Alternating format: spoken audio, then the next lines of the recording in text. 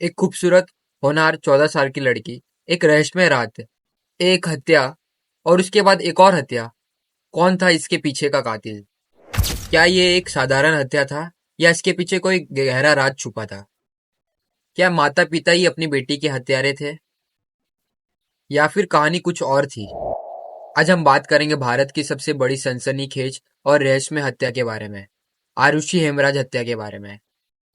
ये केस केवल मीडिया की सुर्खियों में ही नहीं रहा, बल्कि पुलिस, सीबीआई, अदालतों की पेचानदागियों में भी उलझता रहा।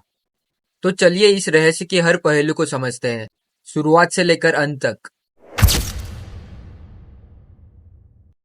15 मई 2008 की रात नोएडा के पॉश इलाके में डॉक्टर राजेश और निपुण तलवार अपने घर में थे। उनके साथ उनकी 14 साल की बेटी आरुषि और घरेलू नौकर हेमराज भी थे। अगली सुबह जब नौकरानी घर में आई तो उसने जो नजारा देखा, वो नजारा देखकर सभी हिल गए और वो नजारे ने सबका मानसिक संतुलन हिलाकर रख दिया। वो नजारा कुछ ऐसा था। आरुषि हेमराज अपने बेड पर मृत पड़ी हुई थी। उसके सिर पर किसी भारी चीज से हमला किया गया था और उसका गला रेत कर मारा गया था। आरुषि हेमराज की हत्या के बाद नौकर भी घर से फरार था और उसका भी कुछ ठिकाना नहीं था। डॉक्टर राजेश तलवार ने इस हत्या का आरोप नौकर हेमराज पर लगाया। पुलिस को भी शक हुआ कि हाँ, इस हत्या में उसका ही हाथ होगा, क्योंकि वो फरार था और उसका ना कुछ अता पता था और पुलिस भी मान चुकी थी कि हेमराज ही कातिल है। लेकिन अगले दिन ही पूरा मामला बदल गया। अगले दिन 16 मई 2008 को जब पुलिस ने घर के छत पर जाकर चेक किया तो वहां हेमराज की लाश पड़ी थी। तो सवाल उठने लगे, अगर हेमराज कातिल था तो हेमराज की हत्या किसने की? इस हत्याकांड की पहली जांच नोएडा पुलिस ने की, लेकिन नोएडा पुलिस बहुत ही लापरवाही से इस जांच की हत्या कर रही थी। इसमें नोएडा पुलिस ने बहुत सारी गलतियां की। पहली गलती ये थी, पुलिस ने ठीक से सबूत इकट्ठे नहीं किए। दूसरी गलती ये थी, मौके पर मौजूद खून के धब्बों को पुलिस ने नजरअंदाज किया। तीसरी गलती ये थी कि इस हत्या में इस्तेमाल करने वाले हथियार को कभी बरामद ही नहीं किया गया। और चौथी गलती ये थी कि पुलिस ने शुरुआती समय में घर के छत पर अच्छे से तलाशी नहीं की, वरना हेमराज की बॉडी पुलिस को वहीं पे मिल जाती। अब ये केस नोएडा पुलिस के हाथ से निकलकर सीबीआई के पास चले गई। अब शुरू हुआ नया खेल।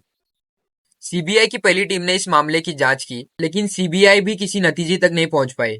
बाद में सीबीआई ने इस केस को बंद करने की सिफारिश की, लेकिन कोर्ट ने इस रिपोर्ट की सिफारिश को नामंजूरी दी और इस केस की जांच जारी रखने की आदेश दिए। पॉल और उनकी टीम ने इस केस को एक नए एंगल से देखा और उन्हें लगा कि इस हत्याकांड में आरुषि के माता पिता का हाथ है। क्या सच में माता पिता ही हत्यारे थे या कुछ और ही कहानी थी इस केस की? सीबीआई की नई जांच में ऑनर किलिंग की थ्योरी सामने आई। इस थ्योरी के मुताबिक डॉक्टर राजेश तलवार ने अपनी बेटी और नौकर हेमराज को साथ में शारीरिक संबंध बनाते हुए देखा, जिससे उन्हें गुस्सा आया और वो सह नहीं पाए और उसने उस गुस्से में आरुषि हेमराज की हत्या कर दी। इस थ्योरी के कुछ पॉइंट है। पहला पॉइंट यह है कि हत्या की रात आरुषि का कमरा अंदर से बंद था, लेकिन दरवाजा बाहर से खोला गया।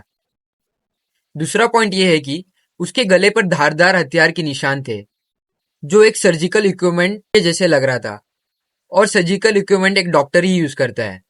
तीसरा पॉइंट यह है कि हत्या के बाद घर के इंटरनेट एक्टिविटी को बदलने की कोशिश की गई और ये सिर्फ घर का आदमी ही कर सकता है। इन सभी बातों के आधार पर कोर्ट ने डॉक्टर राजेश और निपुल तरवाल को उम्र कैद की सजा दी। लेकिन कहानी यहीं खत्म नहीं होती। 2017 में इलाहाबाद हाईकोर्ट ने इस केस की गहराई से समीक्षा की और कहा कि इतने सबूत काफी नहीं है किसी को दोषी ठहराने के लिए। कोर्ट ने कहा कि अगर कोई शक है तो संदेह का लाभ आरोपी को मिलना चाहिए, और इसी आधार पर डॉक्टर राजेश और निपुण तलवार को रिहा कर दिया गया। 4 साल जेल बिताने के बाद राजेश और निपुण तलवार 16 अक्टूबर 2017 को रिहा हो गए। लेकिन असली सवाल अब भी बरकरार है, आखिरकार हत्यारा था कौन? आज भी ये केस अनसुलझा रहस्य में बना हुआ है। क्या सच में माता पिता हत्यारे थे या फिर कोई और था जिसने अपराध किया और उसे आज तक पुलिस पकड़ नहीं पाई? या फिर भारत की न्याय व्यवस्था सही साबित हुई या फिर कोई गलती हो गई? भारत जैसे देश में आजकल महिलाएं सुरक्षित नहीं है, प्रतिदिन कुछ ना कुछ सुनने को मिलता है। तो आपका इस केस पे क्या कहना है?